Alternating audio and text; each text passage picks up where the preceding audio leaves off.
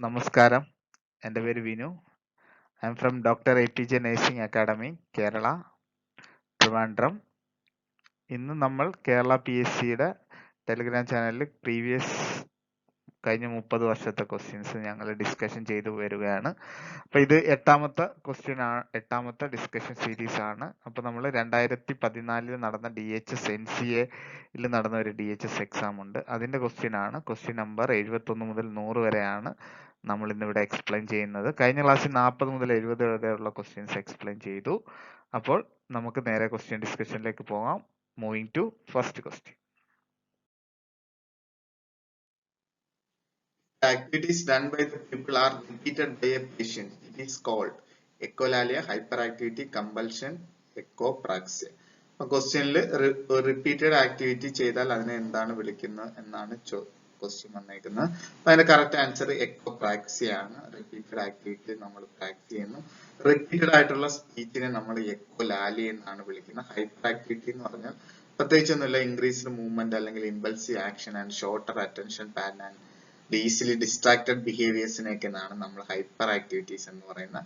Compulsion എന്ന് പറയുന്നത് നമ്മളെ ഒരു ഒബ്സസീവ് ആയ തോട്ട് കാരണം നമ്മൾ കമ്പൽസീവ് ആയിട്ട് ആക്റ്റീവ് ചെയ്യുന്നതിനെയാണ് കമ്പൽസീവ്. നമ്മൾ നിർബന്ധിതമായിട്ട് ചെയ്യുന്ന ആക്ടിവിറ്റി നമ്മളെ ഒബ്സസീവ് തോട്ടുമാണ്. അപ്പം അത് ഒബ്സസീവ് കമ്പൽസീവ് ഡിസോർഡറുമായിട്ട് റിലേറ്റ് ചെയ്ത് വരുന്നതാണ്. അപ്പം compulsion is a very strong feeling to wanting to do something repeatedly that is difficult to control by the mind. അങ്ങനെ ചെയ്യുന്നതാണ് കമ്പൽസീവ് ആക്ടിവിറ്റി. ഓക്കെ, അപ്പൊ അത് കഴിഞ്ഞു. Next question. The most important cause of diarrhea in infant and children. E. coli, rotavirus, salmonella, vibrio cholerae. അപ്പോൾ അറിയാം, most common important cos എന്ന് പറയുമ്പോൾ അത് WHO തന്നെ സ്പെസിഫൈ ചെയ്ത് റിപ്പോർട്ട്സിലൊക്കെ പറയുന്നുണ്ട്. റോട്ടാവൈറസ് ആണ് വേൾഡ് വൈഡിൽ തന്നെ ഇൻഫന്റ് ആൻഡ് യങ് ചിൽഡ്രന് ഡയറിയ ഉണ്ടാക്കുന്നത്. അപ്പം correct answer is option B ആണ് വരുന്നത്. അപ്പം റോട്ടാവൈറസ് കൂടാതെ ഈക്കോളെ ആണെങ്കിലും വിബ്രിയോ കോളറ ആണെങ്കിലും തന്നെയും അവിടെ ഡയറിയ ഒക്കെ ഉണ്ടാക്കുന്നുണ്ട്. അപ്പോൾ ഇമ്പോർട്ടൻറ്റ് കോസ് എന്ന് പറയുന്നത് ഏതാണ്? റോട്ടാവൈറസ് ആണ്. അപ്പം ഒരു വേൾഡ് വൈഡ് വരുന്ന ഒരു ഇഷ്യൂ ആണ് എന്തെന്ന് പറയുന്ന റോട്ടാവൈറസ് റിലേറ്റഡ് ഡയറിയ. ഓക്കെ, അപ്പോൾ അത് മനസ്സിലായെന്ന് വിചാരിക്കുന്നു. അപ്പോൾ ഇനി നമുക്ക് അടുത്ത നെക്സ്റ്റ് ക്വസ്റ്റ്യനിലോട്ട് പോകാം. Next question. Bagosis is caused by the inhalation of sugarcane dust, cotton dust, coal dust, silica dust. അപ്പം ബാഗോസിസ് എന്ന് പറയുന്ന ഒക്കുപേഷണൽ ഡിസീസ് ഉണ്ടാക്കുന്നത് എന്തെന്നാണ് ചോദിച്ചിരിക്കുന്നത്. അപ്പം correct answer is option A, sugar cane ആണ്. അപ്പം ഒക്കുപേഷണൽ ഡിസീസിനെ നമ്മൾ കോൾ ഡസ്റ്റ് ഉണ്ടാക്കുന്നതിന് ആന്ത്രക്കോസിസ് എന്നും സിലിക്ക മൂലം ഉണ്ടാകുന്നതിന് സിലിക്കോസിസ് എന്നും ആസ്പെറ്റോസിസും അയൺ കൂടിക്കഴിഞ്ഞാൽ സിഡ്രോസിസ്, പിന്നെ ഓർഗാനിക് ഡസ്റ്റ് അനുസരിച്ച് കെയിൻ ഫൈബർ ബാഗോസിസ്, കോട്ടൺ ബിസിനോസിസ് എന്നൊക്കെ പറഞ്ഞു വരുന്നുണ്ട്. അതുകൂടാതെ മറ്റ് മെർക്കുറി പോയ്സണിങ്, ആർസനിക് പോയ്സണിങ്, അങ്ങനെ റിലേറ്റ് ചെയ്ത് ഒക്കുപേഷണൽ റിലേറ്റ് ചെയ്ത് ഒരുപാട് ലങ് ഡിസീസുകളുണ്ട്. അപ്പോൾ അത് നല്ലൊരു ക്വസ്റ്റ്യൻ ആണ്. അപ്പോൾ ഇത് മറന്നു പോകാതിരിക്കാനായിട്ട് കോട്ടൺ ബിസിനസ് എന്നങ്ങ് പഠിക്കുക. ബിസിനോസിസ് കോട്ടൺ ബിസിനസ്. ഷുഗർ പഞ്ചസാര ബാഗിനകത്ത് കൊണ്ടുപോയെന്നങ്ങ് പഠിക്കുക, ബാഗോസിസ് അല്ലെ. അപ്പോൾ പഞ്ചസാര ബാഗിൽ കൊണ്ടുപോയെന്ന് ഓർക്കുമ്പം നമുക്ക് എന്ത് കിട്ടും? ഷുഗർ സിസ്. പിന്നെ കോൾ ഡസ്റ്റ് ആന്ത്രോകോസിസ് ആണെന്നുള്ളത് ഓർക്കുക. പിന്നെ സിലിക്കയിൽ വരുന്ന സിലിക്കോസിസ്. അപ്പൊ എല്ലാ ആൻസറും മനസ്സിലായെന്ന് വിചാരിക്കുന്നു. Okay, next question. Normal PR interval in ECG is 0.20 0.35 second. Option B 0.30 to 0.45 second. Option C 0.35 to 0.4 second.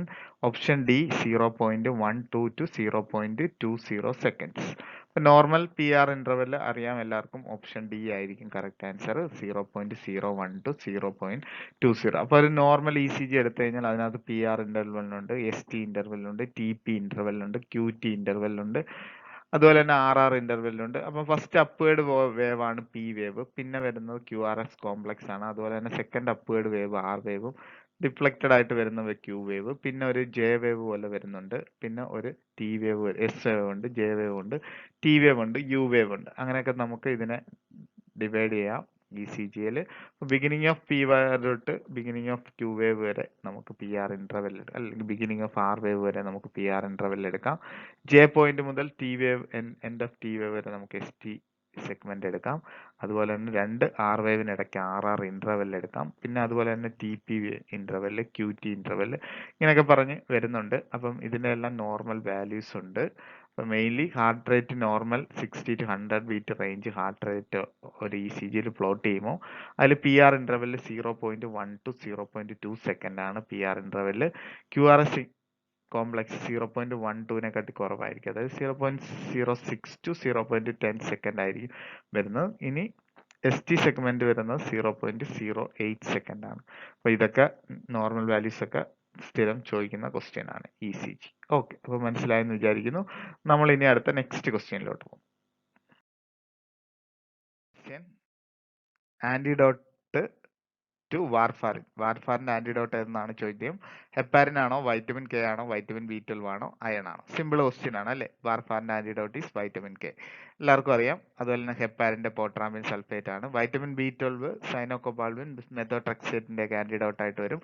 Iron എന്ന് പറയുന്നത് അല്ലെ ഡെഫ്രോക്സാമിൻ ആണ് അതിന്റെ ആന്റിഡോട്ട്. അതുകൂടാതെ ഞാൻ ഇവിടെ ഓൾറെഡി കുറെ ആന്റിഡോട്ട്സിന്റെ ലിസ്റ്റ് കൊടുത്തിട്ടുണ്ട്. അതിൽ ബെൻസോഡയസെപിൻ, ഫ്ലൂമനാസൽ ഒക്കെ പരീക്ഷയ്ക്ക് ചോദിക്കാറുള്ളതാണ്.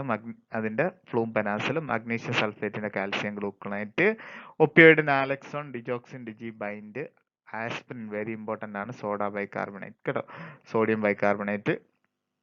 അതുപോലെ തന്നെ കാൽസ്യം ചാനൽ ബ്ലോക്കേഴ്സിന്റെ കാൽസ്യം ഗ്ലൂക്കണേറ്റ്, ഇൻസുലിന്റെ ഗ്ലൂക്കഗോൺ അല്ലെ, ഐസോനിയാസിന്റെ ഡെഫ്രോക്സാമിൻ, മെത്തനോളിന്റെ എത്തനോള്, അങ്ങനെയൊക്കെ ക്വസ്റ്റ്യൻസ് ഉണ്ട്. അപ്പം നല്ല കുറെ ലിസ്റ്റ് ഞാൻ കൊടുത്തിട്ടുണ്ട്, നല്ലതാണ്. അപ്പം ആ ലിസ്റ്റ് നോക്കി പഠിക്കുക. ഓക്കെ, ഇനി അടുത്ത് നമുക്ക് നെക്സ്റ്റ് ക്വസ്റ്റ്യനിലോട്ട് പോകും.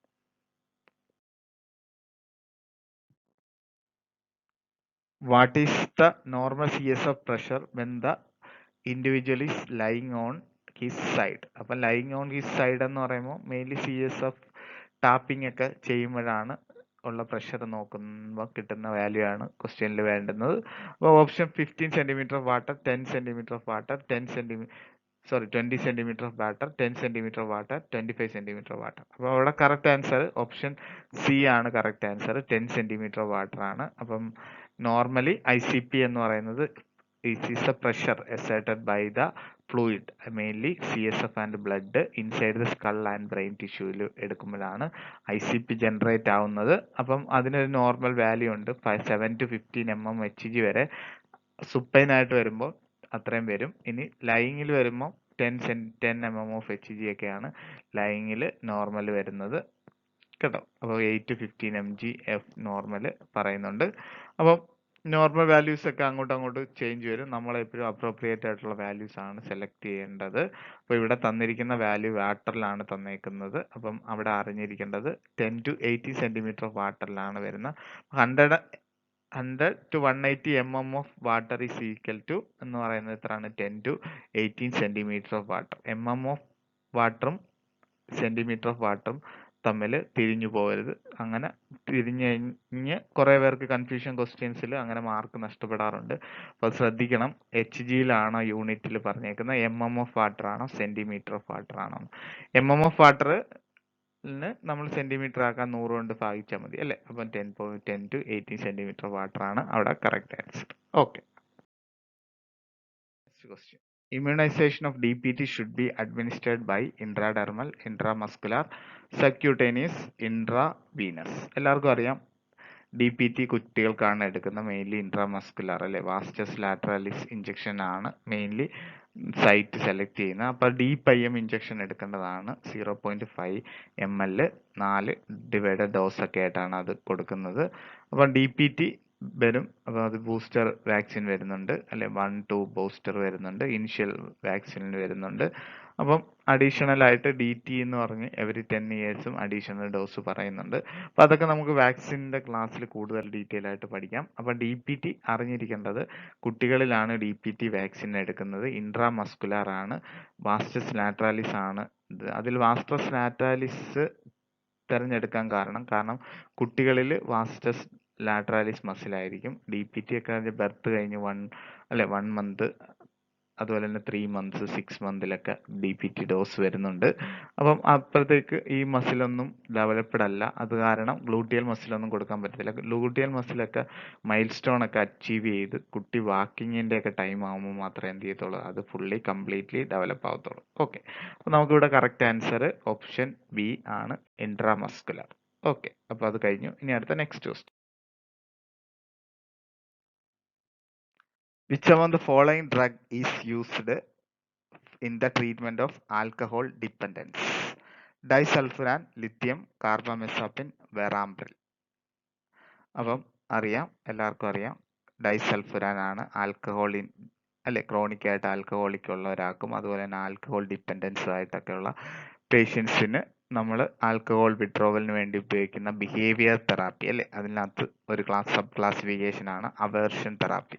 അതുമായിട്ട് ബന്ധപ്പെടുത്തിയാണ് ഏത് വരുന്ന ഡൈസൾഫുരാൻ തെറാപ്പി വരുന്നത്. അപ്പം ആ ഒരു ഇനിഷ്യൽ ഡോസിൽ വെള്ളമടി നിർത്താൻ വേണ്ടി 500 mg ഓറലി കൊടുക്കും, 2 ആഴ്ച കൊടുക്കും. അതിനുശേഷം ഒരു ഗ്യാപ്പ് വെച്ച് മെയിൻ്റെനൻസ് ഡോസ് ആയിട്ട് പിന്നീട് 250 mg പെർ ഡേ വെച്ച് ഇങ്ങനെ കണ്ടിന്യൂഷൻ ചെയ്തു പോകുന്നതാണ് ഇത്. അപ്പം അവേഴ്സണിങ് ദ കണ്ടീഷൻ എന്നാണ് പറയുന്നത്. അതുകൊണ്ടാണ് അതിനെ അവേഴ്സൺ തെറാപ്പി എന്ന് പറയുന്നത്. അതായത് ഒരു അൺപ്ലസന്റ് ആയിട്ടുള്ള ഒരു റെസ്പോൺസ് പേഷ്യന്റിന് ഫീൽ ചെയ്യും. അപ്പം ആൽക്കഹോളിന് പകരം ഡൈസൾഫുരാൻ കൊടുക്കുമ്പോൾ അവിടെ ഒരു ആൽഡിഹൈഡ് റിയാക്ഷൻ ബോഡിയിൽ സംഭവിക്കും അല്ലേ. അപ്പോൾ അതൊരു അൺപ്ലസന്റ് ആയിട്ടുള്ള ഒരു ഫീലിംഗ് റെസ്പോൺസ് ആയിരിക്കും പേഷ്യൻസിന് കിട്ടുന്നത്. അപ്പം ഒരുപാട് വോമിറ്റിങ്, ടക്കികാർഡിയ, പാൽപിറ്റേഷൻസ്, അപ്പം ഒരു നോട്ട് ഫീലിംഗ് ഓഫ് വെൽനെസ് തോന്നും. അങ്ങനെ പതുക്കെ പതുക്കെ കൊണ്ട് എന്ത് ചെയ്യും, പതുക്കെ പതുക്കെ കൊണ്ട് ആൽക്കഹോളിക്സിൽ നിന്ന് മാറുന്ന ആ ട്രീറ്റ്മെന്റിനെയാണ് നമ്മൾ പറയുന്ന ഡൈസൾഫുരാൻ തെറാപ്പി. ഓക്കെ, അപ്പൊ അത് മനസ്സിലായെന്ന് വിചാരിക്കുന്നു. ഇനി അടുത്ത next question. Next question. Insertion of a needle in to the pleural cavity. Endoscopy, paracentesis, thoracentesis, evisceration അല്ലെ. പ്ലൂറൽ ക്യാവിറ്റിയിൽ ഒരു നീഡിൽ ഇൻസേർട്ട് ചെയ്യുന്നതിനെ നമ്മൾ തൊറാസിന്തസിസ് എന്ന് പറയും അല്ലെ. അപ്പോൾ ഓപ്ഷൻ സി ആണ് അവിടെ കറക്റ്റ് ആൻസർ. എൻഡോസ്കോപ്പി അറിയാം, ഒരു ഫ്ലെക്സിബിൾ ആയിട്ടുള്ള ലൈറ്റഡ് ആയിട്ടുള്ള ഇൻസ്ട്രുമെന്റ് ഇൻസൈഡ് ദ ബോഡിയിൽ ഇൻസേർട്ട് ചെയ്തിട്ട് നമ്മൾ വിഷ്വലൈസ് ചെയ്യുന്നതാണ് എന്ന് പറയുന്നത് എൻഡോസ്കോപ്പി. അല്ലെങ്കിൽ എൻഡോസ്കോപ്പ് വെച്ച് നമ്മൾ ബോഡിയുടെ ക്യാവിറ്റി അല്ലെങ്കിൽ ബോഡിയിൽ നമ്മൾ എക്സാമിൻ ചെയ്യുന്നതാണ് എൻഡോസ്കോപ്പി. ഓക്കെ, പാരാസിന്തസിസ് എന്ന് പറഞ്ഞാൽ അസെറ്റിക് ടാപ്പിംഗ് ആണ്. അതെന്ന് വെച്ചാൽ ഒരു നീഡിലോ അല്ലെങ്കിൽ ഒരു കത്തീറ്റർ അല്ലെ insert in to the peritoneum cavity to obtain ascitic fluid for diagnostic and therapeutic പർപ്പസിന് വേണ്ടി എടുക്കുന്നത് പാരാസിന്തസിസ് എന്ന് പറയുന്നു. എവിസറേഷനും എന്ന് വെച്ചാൽ എന്താണ്, extrusion of viscera outside the body especially through surgical incision. Surgical wound വിട്ട് സർജിക്കൽ വൂണ്ട് ആ സ്റ്റിച്ച് ഇളകി അതിനകത്ത് നിന്നൂടെ അബ്ഡോമിനൽ ഓർഗൻസ് വിസറൽ ഓർഗൻസ് എല്ലാം പുറത്തു വരുന്നതിനെയാണ് എവിസറേഷൻ എന്ന് പറയാം. ഓക്കെ, അപ്പൊ അത്രയും മനസ്സിലായെന്ന് വിചാരിക്കുന്നു. അടുത്ത നെക്സ്റ്റ് ക്വസ്റ്റ്യൻ.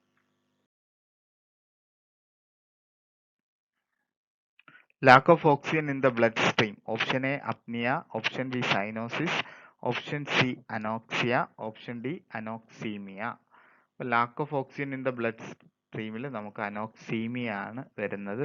ഈമിയ ബ്ലഡ് എന്നുള്ളത് കോഡാണ്, പഠിച്ചു വെച്ചോണം. അപ്നിയ എന്ന് പറയുന്നത് ടോട്ടൽ സെസേഷൻ ഓഫ് ബ്രീത്തിങ് ആണ് അപ്നിയ എന്ന് പറയുന്നത്. സൈനോസിസ് എന്ന് പറയുന്നത് എന്താണ്, bluish discoloration of skin and mucous membrane ആണ് cyanosis due to excessive concentration of deoxy hemoglobin in the blood caused by deoxygenation.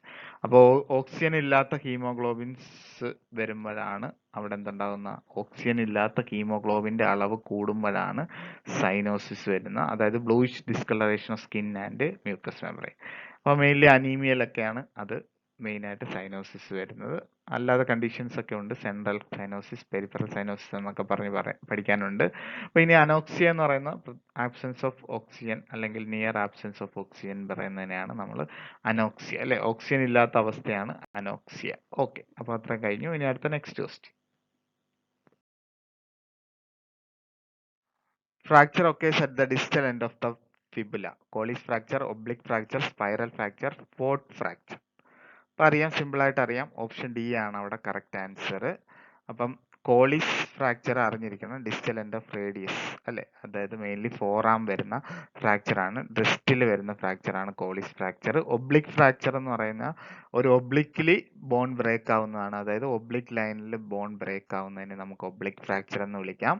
അതുപോലെ തന്നെ സ്പൈറൽ ഫ്രാക്ചർ അല്ലെ, സ്പൈറൽ ഫ്രാക്ചർ എന്ന് പറയുമ്പോൾ എന്താണ്, ടോർഷൻ ഫ്രാക്ചർ എന്നാണ് അതർ നെയിം പറയുന്നത്, അതായത് ട്വിസ്റ്റഡ് ബോൺ ഫ്രാക്ചർ ആയി ട്വിസ്റ്റ് ആയി മാറുന്ന, ട്വിസ്റ്റ് പോലെ ഷേപ്പിൽ മാറി വരുന്നതാണ് spiral fracture.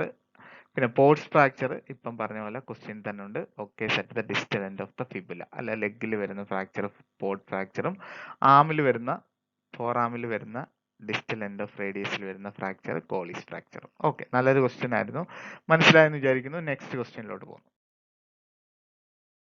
Next question. The most preferred intramuscular injection site for children. Option A deltoid. Option B dorsogluteal. Option C vastus lateralis. Option D ventrogluteal. അപ്പോൾ അറിയാം, most common intramuscular injection site for children നമ്മൾ നേരത്തെ explain ചെയ്തതേ ഉള്ളൂ, vastus lateralis ആണ് അല്ലെ. Vastus lateralis മസിലാണ് at ബർത്തിൽ ഫുള്ളി ഡെവലപ്ഡ് ആയിട്ട് വരുന്നത്. ഓക്കെ, അപ്പം ഇവിടെ അറിഞ്ഞിരിക്കേണ്ടത് 5 റൂട്ടാണ് മെയിൻലി നമ്മൾ IM ഇഞ്ചക്ഷൻ കൊടുക്കുന്ന: ഡെൽറ്റോയിഡ്, ഡോർസോഗ്ലൂട്ടിയൽ, വാസ്റ്റസ് ലാറ്ററാലിസ്, വെൻട്രോഗ്ലൂട്ടിയൽ, പിന്നെ റെക്ടസ് ഫീമോറിസ്. അപ്പം വാസ്റ്റസ് മീഡിയാലിസ് ആണ് കറസ്പോണ്ടിങ് ടു റെക്ടസ് ഫീമോറിസ് വരും. ഓക്കെ, അപ്പം അത് കഴിഞ്ഞു. ഇനി അടുത്ത നെക്സ്റ്റ് ക്വസ്റ്റ്യൻ.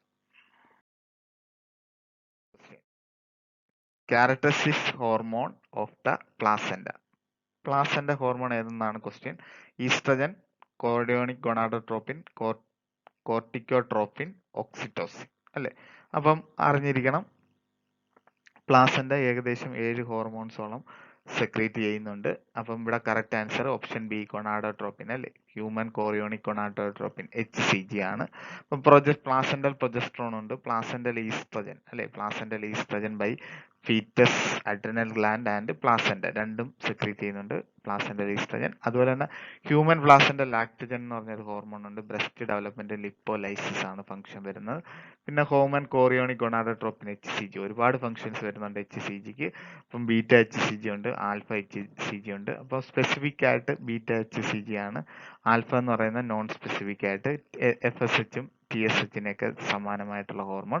ഓക്കെ, പിന്നെ കോറിയോണിക് ട്രൈറോട്രോപ്പിൻസ് എന്ന് പറഞ്ഞൊരു ഹോർമോൺ തൈറോയ്ഡ് ഗ്ലാൻഡിനെ സ്റ്റിമുലേറ്റ് ചെയ്യുന്നതുകൊണ്ട്. അതുപോലെ തന്നെ ഗ്ലൈക്കോപ്രോട്ടീൻ അല്ലെ, സ്പെസിഫിക് ഗ്ലൈക്കോപ്രോട്ടീൻ എന്ന് പറഞ്ഞൊരു ഷുഗർ ഗ്ലൂക്കോസുമായിട്ട് റിലേറ്റ് ചെയ്ത ഒരു ഹോർമോൺ ഉണ്ട്. പിന്നെ പ്രഗ്നൻസി അസോസിയേറ്റഡ് പ്ലാസ്മ പ്രോട്ടീൻ പാപ്പ കേട്ടോ, PAPPA, പ്രോട്ടീൻ എ എന്ന് പറഞ്ഞ ഒരു ഹോർമോൺസ്. അപ്പോൾ മെയിൻലി 7 ഹോർമോൺസ് ആണ് പ്ലാസെന്റ സിന്തസൈസ് ചെയ്യുന്നത്, പഠിച്ചു വെച്ചോണം. ഓക്കെ, അതിൽ ഈസ്ട്രജൻ ഓവറി സിന്തസൈസ് ചെയ്യുന്നുണ്ട്. അതുപോലെ തന്നെ പിന്നെ പ്രഗ്നൻസിയിൽ 8-10 ആഴ്ചയൊക്കെ ആകുമ്പോൾ പ്ലാസെന്റ സെക്രീറ്റ് ചെയ്തോളും അല്ലെ. പിന്നെ അതുപോലെ തന്നെ ഓക്സിറ്റോസിൻ പോസ്റ്റീരിയർ പിറ്റ്യൂട്ടറി അല്ലെ, പോസ്റ്റീരിയർ പിറ്റ്യൂട്ടറി ഗ്ലാൻഡ്. കോർട്ടിക്കോട്രോപ്പിൻസിനെ എല്ലാം അതും പിറ്റ്യൂട്ടറി ഹൈപ്പോതലാമസ് റിലേറ്റ് ചെയ്ത് വരുന്ന ഹോർമോൺസ് ആണ്. ഓക്കെ, അപ്പം അത് കഴിഞ്ഞു. ഇനി അടുത്ത നെക്സ്റ്റ് ക്വസ്റ്റ്യനിലോട്ട് പോകാം.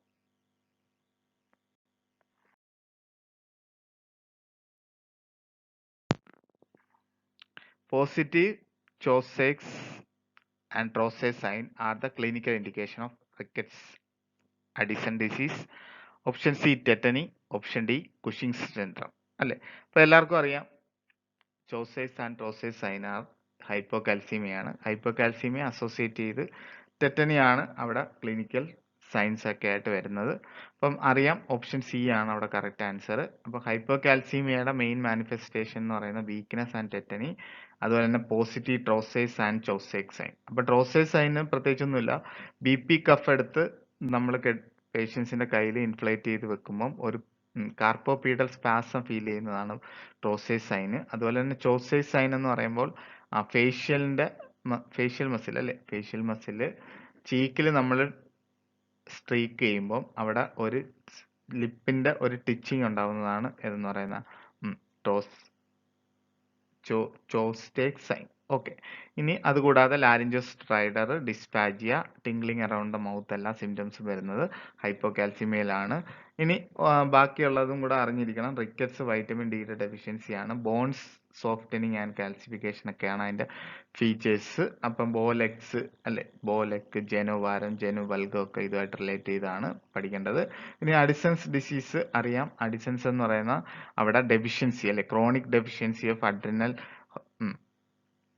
is known as primary adrenal insufficiency and hypocortisolism. Is a long-term endocrine disorder in which adrenal gland do not produce enough steroid hormones. Steroid hormones കുറയുകയോ അല്ലെങ്കിൽ പ്രൊഡ്യൂസ് ചെയ്യാതിരിക്കുകയോ ചെയ്യുന്നതാണ് അഡിസൺസ് ഡിസീസ്. പിന്നെ കുഷിംഗ് സിൻഡ്രോം എന്ന് പറഞ്ഞുകൊണ്ട്, Cushing syndrome എന്ന് പറയുമ്പോൾ അവിടെ hyper കോർട്ടിസോളിസം ആണ്, ഒക്കെ due to abnormal high level of the hormone cortisol. ഇതിൽ കുറെ പദഫിസിയോളജി കാര്യങ്ങളൊക്കെ ഉണ്ട് അഡിസൺസ് സിൻഡ്രോം എന്നൊക്കെ പറഞ്ഞുകൊണ്ട്. അപ്പോൾ നമുക്കതെല്ലാം ക്ലാസ്സിൽ ഡീറ്റെയിൽ ആയിട്ട് പഠിക്കേണ്ട ടോപ്പിക്കാണ്. ഓക്കെ, അപ്പോൾ ഇത് മനസ്സിലായെന്ന് വിചാരിക്കുന്നു. ഇനി അടുത്ത നെക്സ്റ്റ് ക്വസ്റ്റ്യനിലോട്ട് പോകാം. Sudden return to normal temperature when very high temperature within a few hours.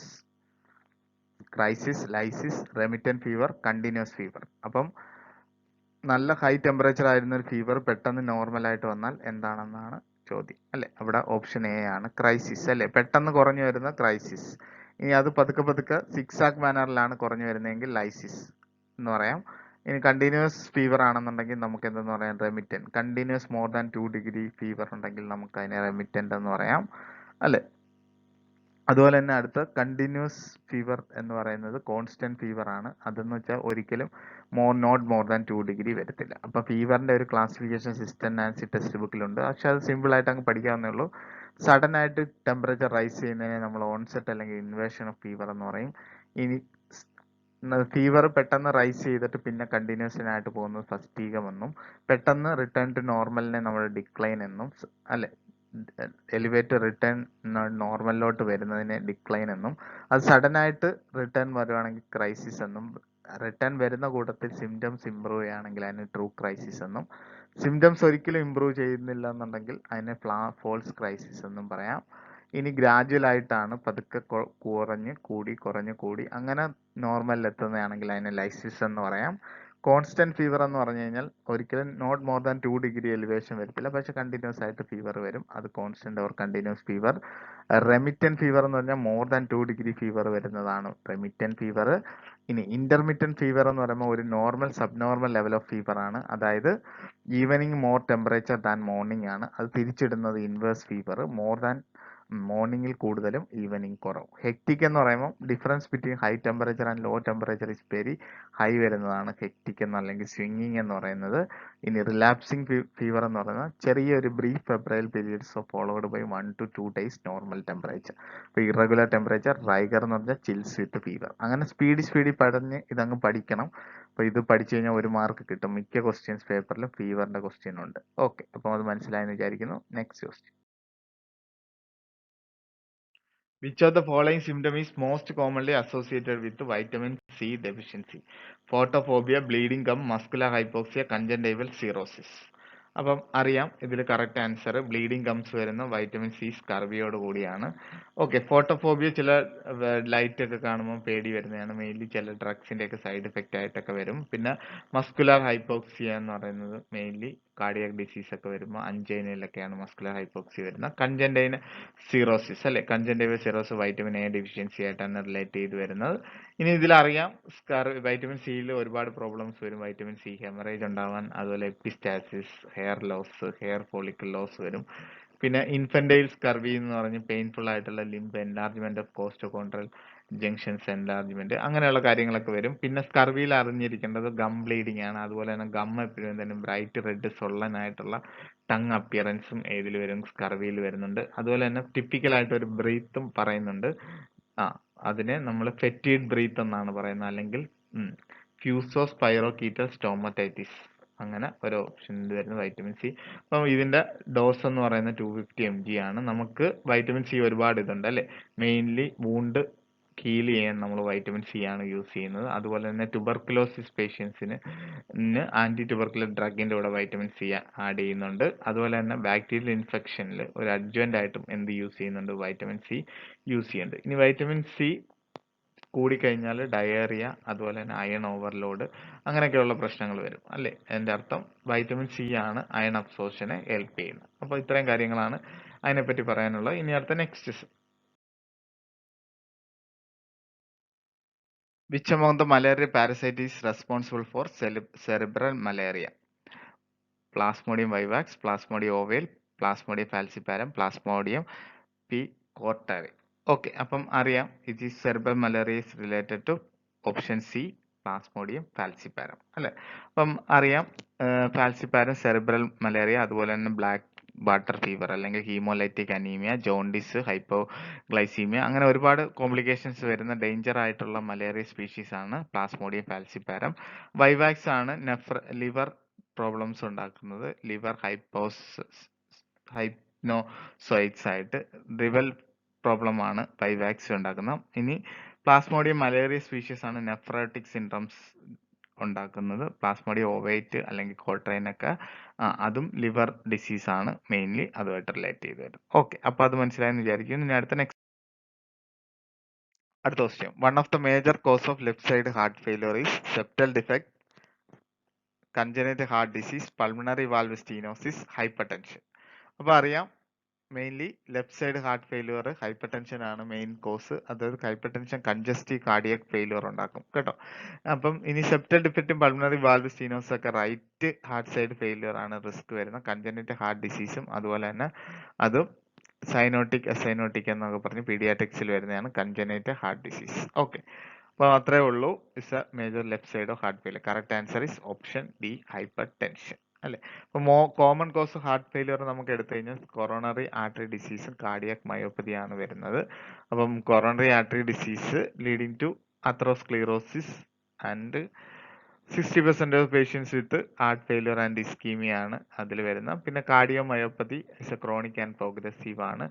Cardio മയോപ്പതിയുടെ മേജർ കോസ് എന്ന് പറയുന്നത് എന്താണ്? ഹൈപ്പർ ടെൻഷൻ ആണ് കേട്ടോ. അപ്പം ഇത്രയാണ് അതിൽ പറയാനുള്ളത്. Next question. Secretion of parathyroid hormone is stimulated by hypokalemia, hypercalcemia, hypocalcemia. അപ്പൊ ഹൈപ്പോകാൽസീമിയയുടെ നെഗറ്റീവ് ഫീഡ്ബാക്ക് മെക്കാനിസം കൊണ്ടാണ് പാരാതൈറോയ്ഡ് ഹോർമോൺസ് സ്റ്റിമുലേഷൻ നടക്കുന്നത്. അപ്പൊ എപ്പോഴാണോ ബ്ലഡിൽ നെഗറ്റീവ് ഫീഡ്ബാക്ക് അല്ലെ, low level of parathyroid calcium levels ബ്ലഡിൽ ഉണ്ടെങ്കിൽ പാരാതൈറോയ്ഡ് ഹോർമോൺസ് സ്റ്റിമുലേറ്റ് ആവുകയും സെക്രീറ്റ് ചെയ്യുകയും ചെയ്യും. ഹൈ ലെവൽസ് ഓഫ് കാൽസ്യം ആണെന്നുണ്ടെങ്കിൽ പാരാതൈറോയ്ഡ് ഹോർമോൺ അവിടെ ചുമ്മാതിരിക്കും. there is no prevent the release of hormone. Okay, അപ്പൊ അത്രേ ഉള്ളൂ അതിനകത്ത് പറയാം. Next question, which of the following hormone is called stress hormone? Calcitonin, vasopressin, cortisol and prolactin. അപ്പൊ നമുക്കറിയാം സ്ട്രെസ് ഹോർമോൺ എന്ന് പറയുന്നത് ഓപ്ഷൻ സി കോർട്ടിസോൾ തന്നെയാണ് നമ്മൾ സ്ട്രെസ് ഹോർമോൺ എന്ന് പറയുന്നത്. അപ്പൊ ബോഡിയിൽ എപ്പോഴാണ് സ്ട്രെസ് ഇൽനെസ് വരുമ്പോൾ മാത്രം സ്റ്റീറോയിഡ് റിലീസ് ചെയ്യും അല്ലെ, അതാണ് നമ്മൾ കോർട്ടിസോൾ ഹോർമോൺ എന്ന് പറയുന്നത്, അഡ്രിനൽ ഗ്ലാൻഡ്. ഓക്കെ, ഇനി കാൽസിറ്റോൺ അറിയാം മെയിൻലി തൈറോയിഡ് ഗ്ലാൻഡിലെ parafollicular cells, C cells release ചെയ്യുന്നതാണ് കാൽസിറ്റോൺ. അതുപോലെ തന്നെ വാസോപ്രസിൻ എന്ന് പറയുന്ന ആന്റി ഡയോറിറ്റിക് ഹോർമോൺ ആണ്. അത് it is peptide hormone released by hypothalamus release ചെയ്യുന്നതാണ് വാസോപ്രസിൻ. അപ്പൊ മെയിൻലി ആയിട്ടും അതിൽ നമ്മളെ യൂറിനെ കൺട്രോൾ ചെയ്ത് നിർത്തുന്ന ഒരു ഹോർമോൺ ആണ് വാസോപ്രസിൻ. ഇനി പ്രൊലാക്റ്റിൻ അറിയാം, it is produced by the pituitary gland ആണ്. It is mainly role in the ലാക്ടേഷനെ മെയിൻറ്റെയിൻ ചെയ്യുന്ന ഹോർമോൺ ആണ് പ്രൊലാക്റ്റിൻ. ഓക്കെ, അപ്പം ഇത്രയാണ് ഇതിനകത്ത് അറിയാനുള്ള. ഇനി അടുത്ത next question, which meal plan is best for patient with reactive hypoglycemia? Avoidance of fat and proteins, small frequent meals, low fiber high carbohydrate diet, avoid fat, complex carbohydrate and proteins അല്ലെ. അവിടെ correct answer വരുന്ന option B ആണ് അവിടെ correct answer. അവിടെ അറിഞ്ഞിരിക്കേണ്ടത് reactive hypoglycaemia എന്ന് പറയുമ്പോൾ it is accompanied by low blood glucose concentration of 1 to 4 hours after eating. അപ്പം ഫുഡ് കഴിച്ചതിന് ശേഷം 1 മണിക്കൂർ മുതൽ 4 മണിക്കൂറിനിടയ്ക്ക് ഹൈപ്പോഗ്ലൈസീമിയ അടിക്കുന്നതാണ് റിയാക്റ്റീവ് ഹൈപ്പോഗ്ലൈസീമിയ എന്ന് പറയുന്നത്. അപ്പം അതിൽ നമ്മൾ ചെയ്യാനുള്ളത് സിമ്പിൾ ആയിട്ടുള്ള ഷുഗേഴ്സ് ഒന്നും അവർക്ക് കൊടുക്കരുത്. അവർക്ക് കോംപ്ലക്സ് ആയിട്ടുള്ള കാർബോഹൈഡ്രേറ്റ് അല്ലേ, കോംപ്ലക്സ് ആയിട്ടുള്ള കാർബോഹൈഡ്രേറ്റ് ആണ് മോർ കൊടുക്കേണ്ടത്. അപ്പോൾ patient feel funny DC after eating ആണ് വരുന്നത്. അപ്പം ഇതിൽ നമ്മൾ റിയാക്റ്റീവ് ഹൈപ്പോഗ്ലൈസീമിയ മാനേജ് ചെയ്യാൻ പേഷ്യൻസിന് സ്മോൾ ഫ്രീക്വൻറ്റ് മീൽസ് ആണ് അവിടെ കൊടുക്കേണ്ടത്. അപ്പോൾ eat small frequent meals and snacks every 2 to 3 hours ആണ് ഇതിൽ അഡ്വൈസ് ചെയ്യുന്നത്. Include protein source meals and snacks. അപ്പോൾ ഹൈ എനർജി ഫുഡ് അവിടെ അഡ്വൈസ് ചെയ്യുക എന്നുള്ളതാണ് ഇതിൽ വരുന്ന management of reactive hypoglycaemia. Okay, അത് മനസ്സിലായെന്ന് വിചാരിക്കുന്നു. Next slide. Next question. What is the recommended maximum noise level? 85 decibel, 90 decibel, 80 decibel, 75 decibel. അല്ലെ, recommended maximum noise level is option A 85 decibel ആണ്. അപ്പോൾ sound loudness is measured in the decibel ആണ്. Normal conversation about 60 decibel. In general sound above 85 കേൾക്കുന്നത് നമുക്ക് harmful ആണ്. അപ്പോൾ 85 decibel കൂടുതൽ sound കേൾക്കുന്നത് harmful ആണ്. അപ്പോൾ നോർമൽ ആയിട്ട് മെഷർ ചെയ്യുന്നത് നോർമൽ കോൺവെർസേഷൻ അബൌട്ട് 60 ഡെസിബൽ ആണ്. അതുപോലെ തന്നെ ഓരോ എഡ്യൂക്കേഷൻ, ഹോസ്പിറ്റൽ, റെസിഡൻഷ്യൽ, ഇൻഡസ്ട്രി ബേസിൽ സൗണ്ടിന്റെ ഡെസിബൽ ഇത് ചെയ്യുന്നുണ്ട്. ഹോസ്പിറ്റലിൽ മെയിൻലി 20 to 35 ഡിഗ്രിയും എഡ്യൂക്കേഷൻ സ്ഥാപനങ്ങളിൽ 30 മുതൽ 40 ഡിഗ്രി ഡെസിബൽ ആണ് സൗണ്ട് അഡ്വൈസ് ചെയ്യുന്നത്. ഓക്കെ, അപ്പോൾ അതൊക്കെ നല്ല ക്വസ്റ്റ്യൻ ആണ്. ഇതൊക്കെ PSC സ്ഥിരം പ്രീവിയസ് 2-3 ക്വസ്റ്റ്യൻസിൽ സെയിം ക്വസ്റ്റ്യൻസ് കണ്ടിട്ടുണ്ട്. ഓക്കെ, ഇനി അടുത്ത നമുക്ക് നെക്സ്റ്റ് ക്വസ്റ്റ്യനിലോട്ട് പോകാം. Next question. Angiotensin 2 increase which of the following? Vasodilation, ADH, vasoconstriction, aldosterone secretion, venous flow from the extremities, arterial flow to the extremity. അപ്പം അവിടെ കറക്റ്റ് ആൻസർ ഓപ്ഷൻ വരുന്നത് option B ആണ്. വാസോകൺസ്ട്രിക്ഷൻ ആൻഡ് ആൾഡോസ്റ്റിറോൺ സെക്രീഷൻ ആണ്. അപ്പം ഇവിടെ അറിഞ്ഞിരിക്കണം, ഇത് long term ആയിട്ടുള്ള കിഡ്നിയുടെ BP റെഗുലേറ്റീവ് മെക്കാനിസം ആണ്. ക്രോണിക് ആയിട്ട് BP മറ്റ് മെക്കാനിസം ഫെയിൽ ആകുമ്പോൾ ഫൈനലി ആക്ട് ചെയ്യുന്ന മെക്കാനിസം ആണ് ഇതിൽ വരുന്നത്. അപ്പം കിഡ്നിയിൽ റെനിൻ എന്ന ഒരു ഹോർമോൺ ഉണ്ട്, അത് റിലീസ് ചെയ്യും. അത് BP ലോ ആകുമ്പം അത് റിലീസ് ചെയ്യും. അത് എന്ത് ചെയ്യും? ലിവർ പ്രൊഡ്യൂസ് ചെയ്യുന്ന ആൻജിയോടെൻസിനോജൻ എന്ന് പറയുന്ന ഹോർമോണിനെ ആൻജിയോടെൻസിൻ 1 ആക്കി മാറ്റും. അപ്പൊ ഈ ആൻജിയോടെൻസിൻ 1 ആക്റ്റീവ് ആയി കഴിഞ്ഞു കഴിഞ്ഞാൽ എന്ത് ചെയ്യും? ഇത് ലങ്സിൽ നിന്ന് പ്രൊഡ്യൂസ് ചെയ്യുന്ന ആൻജിയോടെൻസിൻ കൺവേർട്ടിംഗ് എൻസൈം ഇതിനെ എന്താക്കി മാറ്റും? ആൻജിയോടെൻസിൻ 2 ആക്കി മാറ്റും അല്ലെ. ആൻജിയോടെൻസിൻ 2 തന്നെ സിസ്റ്റമിക് വാസോകൺസ്ട്രിക്ഷൻ എഫക്റ്റ് ഉണ്ട്. അപ്പോൾ അത് ലോക്കലി അഡ്രിനൽ ഗ്ലാൻഡിനെ കിഡ്നിയിലോട്ടുള്ള കിഡ്നിയിലുള്ള ഇൻഫ്ലുവൻസ് ചെയ്യും. അവിടെ നിന്ന് ഓൾഡോസ്റ്റിറോൺ റിലീസ് ചെയ്യും. അത് vasoconstriction plus water and sodium retention ഉണ്ടാക്കുകയും ഇൻക്രീസ് BP കൂട്ടുകയും ചെയ്യുന്ന മെക്കാനിസമാണ്. ഓക്കെ, അതൊക്കെ പറഞ്ഞു. ഇതിലെല്ലാ പോയിന്റ്സും തന്നെ ക്വസ്റ്റ്യൻ ആണ്, സ്ഥിരമായിട്ട് ചോദിക്കുന്ന ക്വസ്റ്റ്യൻസ് ആണ്. ഓക്കെ, അപ്പോൾ അത് മനസ്സിലായെന്ന് വിചാരിക്കുന്നു. Next question. The cells involved in the inflammatory reaction are neutrophil, eosinophil, basophil, lymphocyte. അപ്പം cells involved in inflammatory reactionൽ വരുന്നത് ഓപ്ഷൻ സി ആണ്. ബേസോഫിൽസ് ആണ് അവിടെ കറക്റ്റ് ആൻസർ. അപ്പോൾ അറിഞ്ഞിരിക്കണം, ബേസോഫിൽസിൽ 2 ടൈപ്സ് ഓഫ് ഗ്രാനുൾസ് ഉണ്ട്. ഹെപ്പാരിൻ ഗ്രാനുൾസും അതുപോലെ തന്നെ എന്തുണ്ട്? ഹിസ്റ്റമിൻ ഗ്രാനുൾസും അല്ലെ. അതിൽ ഹെപ്പാരിൻ ആണ് നമ്മളെ അബ്നോർമൽ ക്ലോട്ടിങ്ങിൽ നിന്ന് പ്രിവെന്റ് ചെയ്യുന്നത്. ഹിസ്റ്റമിൻ ആണ് ഇൻഫ്ലമേറ്ററി പ്രോസസ്സിനെ ഹെൽപ്പ് ചെയ്യുകയും ചെയ്യുന്നത് അല്ലെ. അപ്പൊ ഈ ഹിസ്റ്റമിൻ അവിടെ എന്തുണ്ടാക്കും? അത് മോർ കാപ്പിലറി പെർമിയബിലിറ്റി, അതുപോലെ തന്നെ മോർ ടിഷ്യൂ ഫ്ലൂയിഡ്, പ്രോട്ടീൻസിനെ ഒക്കെ കൊണ്ടുവന്ന് white blood cells including phagocytes സെൽസിനെ ഒക്കെ കൊണ്ടുവന്ന് ഇൻഫ്ലമേഷൻ റിയാക്ഷൻ ചെയ്തുകൊണ്ട് അതിനെ ക്യൂർ ചെയ്യുന്നതിൽ റോൾ വരുന്ന WBC ആണ്, ബാസോഫിൽസ്. ഓക്കെ, ആ ക്വസ്റ്റ്യൻ കഴിഞ്ഞു. ഇനി അടുത്ത നെക്സ്റ്റ് ക്വസ്റ്റ്യൻ അനാട്ടമി ബേസ് ചെയ്തുള്ള ക്വസ്റ്റ്യൻ ആണ്. Muscle cover the shoulder and back of the neck. Trapezius, masseter, biceps and temporalis അല്ലെ. ഓപ്ഷൻ എ ആണ്. ട്രപ്പീസസ് മസിൽ ആണ് mainly. This a pair of triangular muscle extending from over the back and neck and ഷോൾഡറിൽ വരുന്നത്. Moving from the head and shoulder blade function ആണ് ഏത് വരുന്നത്? Trapezius muscle. Masseter muscle എല്ലാവർക്കും അറിയാം, chewing muscles ആണ് mainly മാസിയേറ്റർ. It is attached to the temporal bone ആണ്. ഇനി അടുത്തത് ടെമ്പറാലിസ് മസിലും അത് മസിൽ ഫോർ മാസ്റ്റിക്കേഷൻ, ചൂയിങ്ങിൽ വരുന്ന ഒരു മസിലാണ് ടെമ്പറാലിസ് മസിൽസ് അല്ലെ. ഇനി ബൈസെപ്സ് മസിൽ എന്ന് പറയുന്നത് അപ്പർ ആമിൽ വരുന്ന മസിൽസ് ആണ്. അതുപോലെ തന്നെ short head and long headed muscle ആണ്. It is a single muscle. Okay, അപ്പം biceps, upper arm, masseter, chewing muscle, temporalis, chewing muscle. Trapezius വരുന്നത് back and shoulder. Okay, അത് കഴിഞ്ഞു. ഇനി അടുത്ത next question. Next question. In which part of the brain respiratory center is located? Option A cerebral cortex, option B hypothalamus, option C midbrain, option C medulla oblongata. അല്ലെ, respiratory center എപ്പോഴും വരുന്ന medulla oblongata ആണ്. അപ്പം cerebral ബ്രെയിനെ 3 parts ആയിട്ട് forebrain, midbrain, hindbrain എന്നൊക്കെ പറഞ്ഞ് divide ചെയ്തിട്ടുണ്ട്. അതിൽ സെറിബ്രൽ കോർട്ടക്സ് എന്ന് പറയുന്നത് മെയിൻലി സെറിബ്രൽ പാർട്ടാണ്. അതുപോലെ തന്നെ ഹൈപ്പോതലാമസ് എന്ന് പറഞ്ഞൊരു റീജിയൻ ഉണ്ട്. അപ്പോൾ ഇതൊക്കെ ഫോർ ബ്രെയിനിന്റെ പാർട്ടായിട്ട് വരും. പിന്നെ മിഡ് ബ്രെയിൻ എന്ന് പറഞ്ഞ് സബ്സ്റ്റാൻഷ്യൽ നൈഗ്ര എന്നൊക്കെ പറഞ്ഞ പാർട്ട് വരുന്നത് മിഡ് ബ്രെയിൻ ആണ്. മെഡില്ല ഓംബ്ലാങ്കേറ്റ എല്ലാം ഹൈൻഡ് ബ്രെയിനിന്റെ പാർട്ടായിട്ട് വരും. Ponce, മെഡില്ല ഓംബ്ലാങ്കേറ്റ, cerebral. അപ്പം മെഡില്ല ഓംബ്ലാങ്കേറ്റയുടെ മെയിൻ ഫംഗ്ഷൻ ആണ് ബ്രെയിൻ റെസ്പിറേറ്ററി സെൻട്രൽ. അപ്പം ബ്രെയിൻ സ്റ്റെം എല്ലാം വരുന്ന പാർട്ടാണ് ഏതെന്ന് പറയുന്ന ഹൈൻഡ് ബ്രെയിൻ. ഓക്കെ, ആ ക്വസ്റ്റ്യൻ കഴിഞ്ഞു. ഇനി അടുത്ത next question.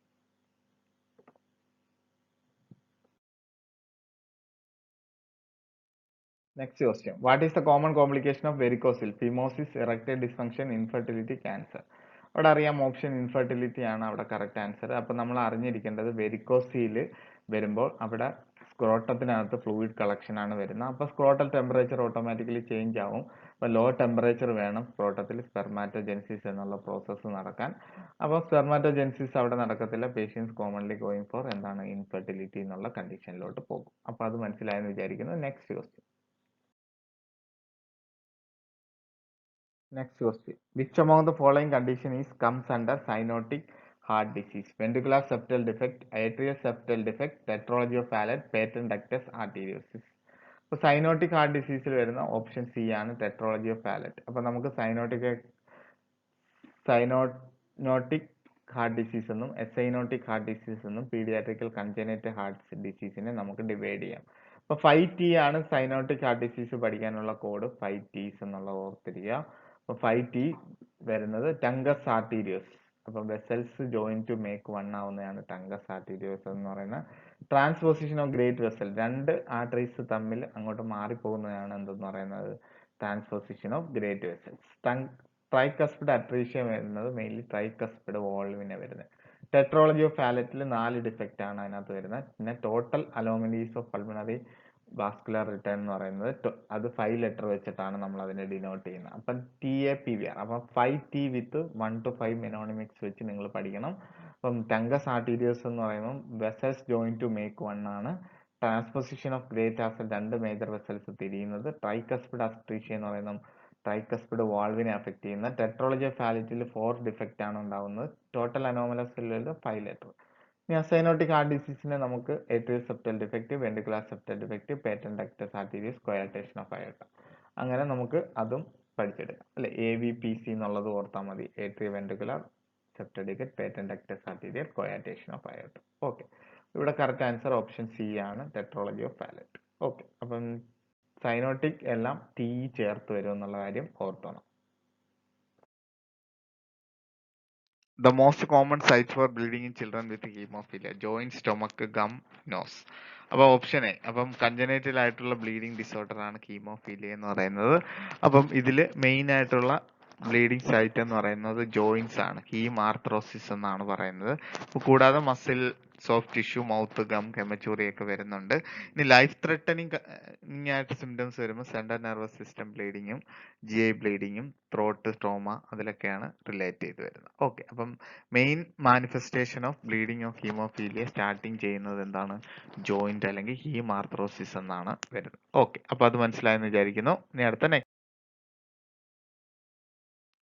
client receiving morphine sulfate should be observed for respiratory depression, blood scariasis, gastritis, jaundice.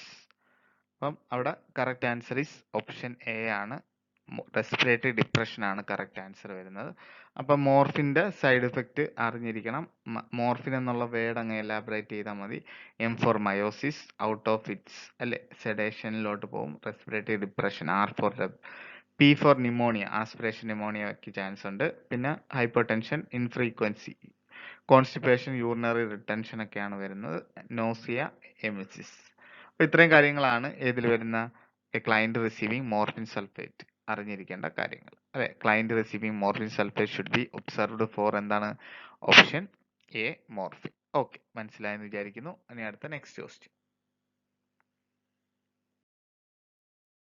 30 questions discussion കഴിഞ്ഞു. അപ്പം ക്വസ്റ്റ്യൻസ് നിങ്ങൾ ഇടയ്ക്കിടയ്ക്ക് സമയമൊക്കെ കിട്ടുമ്പോൾ ക്വസ്റ്റ്യൻ PDF ഫയൽ ഉണ്ടല്ലോ, PDF ഫയൽ നോക്കുക. പിന്നെ പ്രീവിയസ് ക്വസ്റ്റ്യൻസ് വർക്കൗട്ട് ചെയ്യുന്നതായിരിക്കും എപ്പോഴും നല്ലത് കേട്ടോ. നമുക്ക് കുറേ പോയിന്റ്സ് നമുക്ക് മനസ്സിലാക്കി എടുക്കാൻ പറ്റും. കാരണം നമ്മളിപ്പം 10 ക്വസ്റ്റ്യൻസോളം കഴിഞ്ഞു, കംപ്ലീറ്റ് ആയി. 10 ക്വസ്റ്റ്യൻസോളം കംപ്ലീറ്റ് ചെയ്തപ്പോൾ അതിൽ 6 ക്വസ്റ്റ്യൻസിൽ വരെ റിപ്പീറ്റഡ് ആയിട്ടുള്ള ക്വസ്റ്റ്യൻസ് ഉണ്ട്, മനസ്സിലായോ? അപ്പോൾ അതിൽ നിന്ന് നമുക്കൊരു കാര്യത്തിലെത്താം. അങ്ങനെയുള്ള ക്വസ്റ്റ്യൻസ് ആയിരിക്കും ഇനിയും വരാൻ സാധ്യത കൂടുതലെന്ന് വിശ്വസിക്കുന്നു. കാരണം ഇനിയിപ്പോൾ കൊറോണയാണ്, പുതിയ അപ്ഡേഷനോ കാര്യങ്ങളൊന്നും സിലബസിൽ മാറ്റം വന്നിട്ടില്ല. കഴിഞ്ഞ നേഴ്സിംഗ് സിലബസ് എന്നേ എടുത്ത് പറഞ്ഞിട്ടുള്ളൂ. അപ്പം നമുക്ക് ഒരു വലിയ രീതിയിലുള്ള ക്വസ്റ്റ്യൻസ് ഒന്നും പ്രതീക്ഷിക്കണ്ട. പെട്ടെന്നൊരു എക്സാം ആണ് നടക്കുന്നതെങ്കിൽ, അതായത് ഈ ഡിസംബറിനുള്ളിൽ ഒരു എക്സാം ആണ് സെറ്റ് ചെയ്യുന്നതെങ്കിൽ വലിയ കട്ടിയുള്ള ക്വസ്റ്റ്യൻസ് ഒന്നും വരാൻ സാധ്യതയില്ല. ഇനി സിലബസ് അപ്ഡേഷൻ ഉണ്ടെന്നുണ്ടെങ്കിൽ അപ്പോൾ അന്നേരം നോക്കാം. ഇപ്പം നിങ്ങൾ ഒരു സാധാരണ സിംഗിൾ ലെവലിൽ സിമ്പിളായിട്ട് പഠിച്ചു പോവുക കേട്ടോ. കോംപ്ലിക്കേറ്റഡ് തിങ്സിലോട്ടൊന്നും പോകണ്ട. അറിയാവുന്നത് കുറേശ്ശെ പഠിച്ചു പോയാൽ മതി. ബർഡൻ ആയിട്ടൊന്നും എടുക്കലും പഠിത്തം കേട്ടോ. അപ്പം ഞാൻ പറയുന്നു, ഒരുപാട് hard working no need, smart വർക്കാണ് വേണ്ടത് കേട്ടോ. അപ്പം നമ്മൾ സിമ്പിളായിട്ടൊക്കെ പഠിച്ചു പോയാൽ മതി കേട്ടോ. വളരെ ഷോർട്ട് കട്ട് വേ എപ്പോഴും യൂസ് ചെയ്യണം കേട്ടോ. അപ്പം ഇത് കഴിഞ്ഞു. അപ്പം നമ്മുടെ ക്വസ്റ്റ്യൻ ഡിസ്കഷൻ കഴിഞ്ഞു. അപ്പോൾ എന്തെങ്കിലും ഡൗട്ട്സോ കാര്യങ്ങളൊക്കെ ഉണ്ടെങ്കിൽ ചോദിക്കുക. എൻ്റെ പേര് Vinu. Okay, MI number 6282105688. Okay, അല്ലെങ്കിൽ ഈ നമ്പറിൽ നിങ്ങൾക്ക് ഞങ്ങളുടെ വെബ്സൈറ്റിൽ കൊറിയിടാം, ഫേസ്ബുക്ക് പേജിൽ കൊറിയിടാം, യൂട്യൂബ് ചാനലിൽ കൊറിയിടാം, ടെലഗ്രാം ചാനലിൽ കൊറിയിടാം. അതുപോലെ തന്നെ വാട്സപ്പ് ഗ്രൂപ്പ് ഉണ്ട്. 5ഓളം വാട്സപ്പ് ഗ്രൂപ്പ് തന്നെ ഇപ്പൊ തന്നെ ഓൾമോസ്റ്റ് ഫില്ലായിട്ടുണ്ട്. ഓക്കെ, നമ്മളിനി ഉടനെ തന്നെ 6ാമത്തെ വാട്സപ്പ് ഗ്രൂപ്പും വയ്ക്കും. അപ്പം തന്നെ ഏകദേശം 1500ഓളം സ്റ്റുഡൻസ് നമ്മുടെ അക്കാഡമിയെ പറ്റി അറിയാൻ തുടങ്ങി. വലിയൊരു കാര്യം തന്നെ. കാരണം നമ്മൾ തുടങ്ങിയിട്ട് 14 ആഴ്ച ആയിട്ടുള്ളൂ. 14 ആഴ്ച കഴിഞ്ഞപ്പോഴാണ് കൊറോണ വന്നത്. അപ്പം 14 ആഴ്ച കഴിഞ്ഞ് കൊറോണ വന്നു. പക്ഷെ ആ 14 ആഴ്ചയിലിടയ്ക്ക് തന്നെ നമ്മൾ 5 റിസൾട്ട് ഉണ്ടാക്കിയിട്ടുണ്ട് കേട്ടോ. 5ഓളം റിസൾട്ട് നമുക്ക് കിട്ടിയിട്ടുണ്ട്. പ്രൊമെട്രിക്കിന്റെ ഒരു റിസൾട്ട് ഉണ്ട്, കമ്പൈൻഡ് എയിംസ് ആ കുട്ടി തന്നെ ജിപ്മറും മേടിച്ചു, ബത്തിൻ്റെയും മേടിച്ചു കേട്ടോ. അങ്ങനെ ഒരു ഉണ്ട്. പിന്നെ ഒരു ജിപ്മർ റിസൾട്ട് ഉണ്ട്. പിന്നെ അത് കൂടാതെ ഒരു രണ്ട് കമ്പൈൻഡ് എക്സാം റിസൾട്ട് ഉണ്ട്. അങ്ങനെ നമുക്ക് മൊത്തം 5 റിസൾട്ട് വളരെ ഷോർട്ട് ടൈമിൽ തന്നെ നമ്മൾ നേടിയെടുത്തു, മനസ്സിലായില്ലേ? അപ്പം സ്മാർട്ട് വർക്ക് മതി അതിനൊക്കെ കേട്ടോ. ഒരുപാട് കഴിഞ്ഞ് ഹാർഡ് വർക്ക്സ് ഒന്നും വേണ്ട, സ്മാർട്ട് വർക്കിന്റെ ആവശ്യമുള്ളൂ. അപ്പം അതാണ് ഞാൻ വീണ്ടും നിങ്ങളെ ഓർമ്മിപ്പിക്കുന്നു. Stay home, stay safe. Thank you. I am Vinu signing out.